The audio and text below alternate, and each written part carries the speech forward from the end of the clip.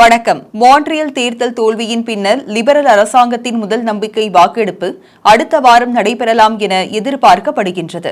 September 25ஆம் தேதி புதன்கிழமை வாக்கெடுப்புடன் conservative கட்சியின் முதல் எதிர்க்கட்சி நாள் பிரேரணை செவ்வாய்க்கிழமை திட்டமிட்டுள்ளதாக அரசாங்க சபை தலைவர் அலுவலகம் தெரிவித்துள்ளது. புதிய ஜனநாயக கட்சி சிறுபான்மை லிபரல் அரசாங்கத்துடனான விநியோக ஒப்பந்தத்தை முறித்துக் கொண்டால் கன்சர்வேட்டிவ் நம்பிக்கையில்லா வாக்கெடுப்பை மிக குறைந்த வாய்ப்பில் கட்டாயப்படுத்துவதாக உறுதியளித்தனர். ஒவ்வொரு சந்தர்ப்பத்திலும் அரசாங்கத்திற்கு முட்டுக்கட்டை போடுவதா இல்லையா என்பதை இப்போது தீர்மானிக்கும் என NDP கூறியுள்ளது. இருப்பினும் மான்ட்ரியல் இடைத்தேர்தலில் லிபரல்களிடமிருந்து ஒரு இடத்தை பெற்ற பிறகு பிளாக் கியூபோகேஸ் தேர்தலை தூண்டுவதில் ஆர்வமில்லை என்று தெரிவிக்கின்றது. மேலும் கியூபெக்கின் ஆதரவிற்கு ஈடாக கியூபெக்கிற்கு பயனளிக்கும் நடவடிக்கைகளை அரசாங்கம் எடுக்க கட்சி விரும்புகிறது. ஜூன் மாதம் டொரண்டோ லிபரல் கோட்டையை இழந்த பிறகு வாக்கெடுப்பில் கட்சி எந்த அளவிற்கு வீழ்ச்சி அடைந்தது என்பதை மான்ட்ரியல் தேர்தல் வாக்கு பாராளுமன்ற ஹில்ஸ் பிரதம மந்திரியின் தலைமைக்கான வாக்கெடுப்பாக பரவலாக பார்க்கப்படுகிறது. அடுத்த தேர்தல் அடுத்த ஆண்டு அக்டோபர் மாதம் நடைபெற உள்ளது.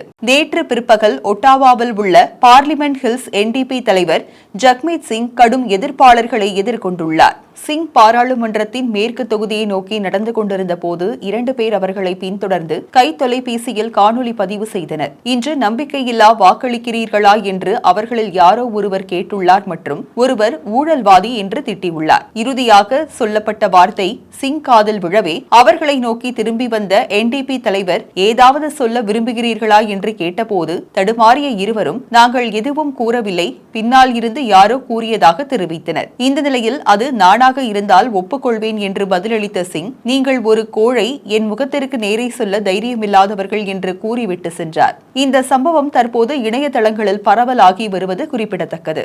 கியூபெக்கில் உள்ள பயிற்சி ராணுவ தளத்தில் நடந்த விபத்தில் 16 ராணுவ வீரர்களுக்கு காயம் ஏற்பட்டுள்ளது. கெனடிய படைத்தளமான கியூபெக் நகருக்கு வெளியே உள்ள வால் காரிட்டியரில் இந்த விபத்து நடந்ததாக கெனடிய ஆயுதப்படையின் பொது விவகார அதிகாரியான கேப்டன் ஹெர்மியோன் வில்சன் தெரிவித்தார். தளத்தின் பயிற்சி பகுதியில் நடந்த விபத்து பகுதியில் பொதுமக்கள் மற்றும் ராணுவ அவசர சேவைகள் சம்பவ இடத்திற்கு உடனடியாக சமூகமளித்ததாக வில்சன் தெரிவித்தார். மேலும் படைப்பிரிவின் 16 உறுப்பினர்கள் சிறிய காயங்களுடன் மருத்துவமனைக்கு கொண்டு செல்லப்பட்டனர் என்று கேப்டன் ஹெர்மியோன் வில்சன் தெரிவித்தார்.